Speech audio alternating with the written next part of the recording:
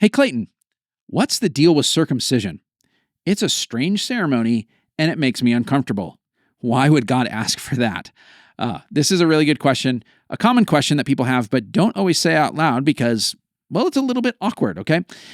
Circumcision is a big deal in the Bible, okay? This is the sign of the covenant that God chose to mark his people. It is a marker of the status of his people before God.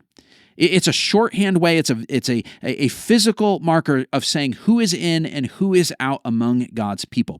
Even when you get into the New Testament, there is this question about whether or not followers of Jesus need to be circumcised because it was the mark that said you're in or you're out from the very beginning, from Abraham on.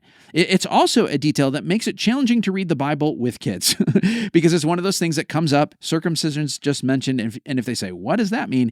You got to explain some anatomy with that. So it's a little strange, and it's such a big deal that we can't avoid talking about the awkward thing here, okay? Let me give you the big picture of what's going on here, okay? It's a marker of a covenant, and a covenant is a promise that turns non-family into family, okay? The way we think about covenants today, the kind of examples that we have are things like weddings and adoption. So in a wedding, two people who are not family, they make promises to each other and they become family.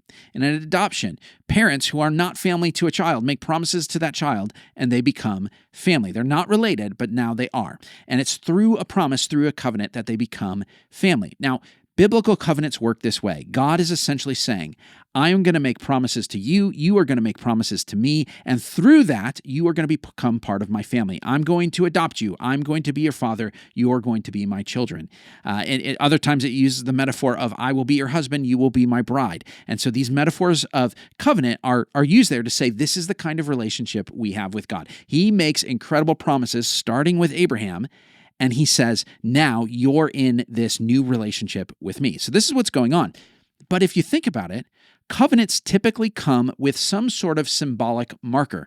So in our culture, when people enter into a marriage covenant, we use things like wedding rings, right? Other cultures have different sort of symbols, but it's very common for the new relationships formed through a covenant promise to be marked by some sort of physical symbol. And so circumcision is that physical symbol of the promise.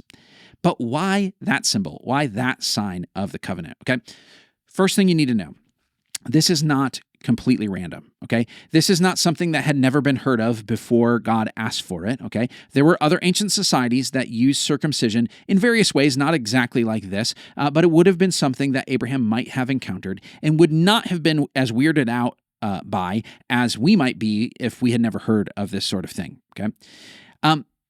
But to think about why this symbol would be used for the covenant, it's helpful to ask the question, what is the threat in the book of Genesis? The threat in the book of Genesis is always death.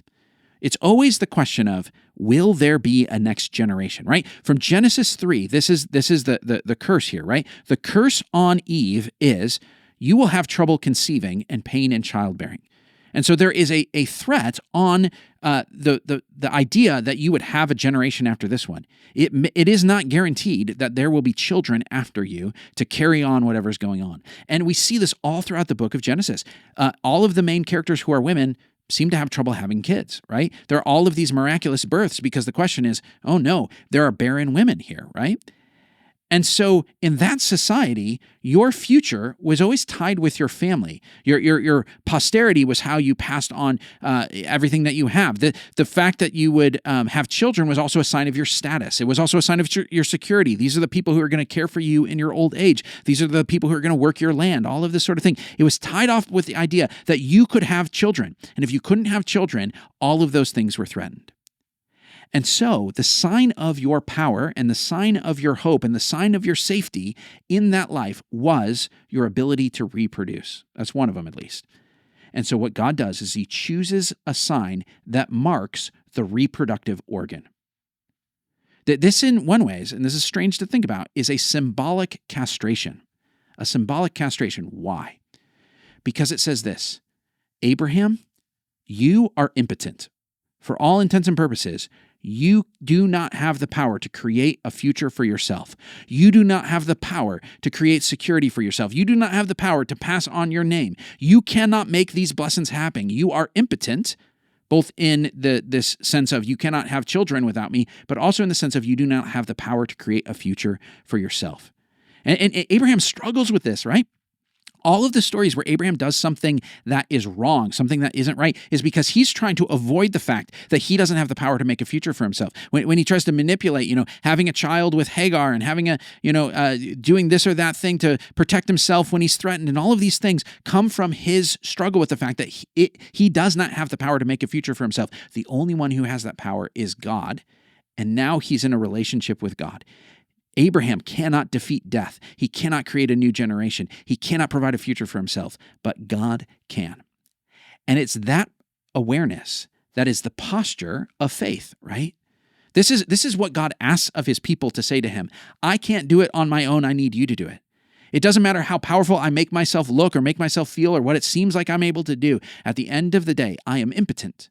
I cannot create a future for myself. I cannot avoid death. I cannot make the promises come. I cannot bring the blessings. Only you, God, have that power. And so I surrender to you as one who, on my own, is not fruitful. Now, it's really interesting. In the book of Colossians, Paul connects the sign and symbol of circumcision to the sign and symbol of the new covenant, which is baptism.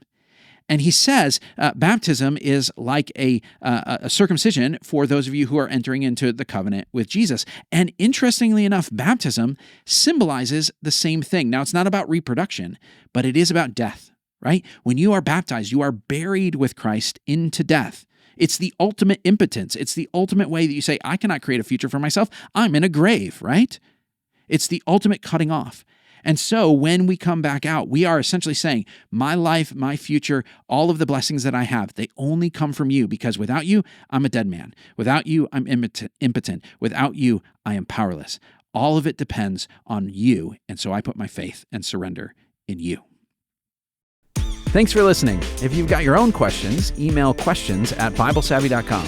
Like and subscribe to catch our regular episodes every Monday on the Bible Savvy Podcast.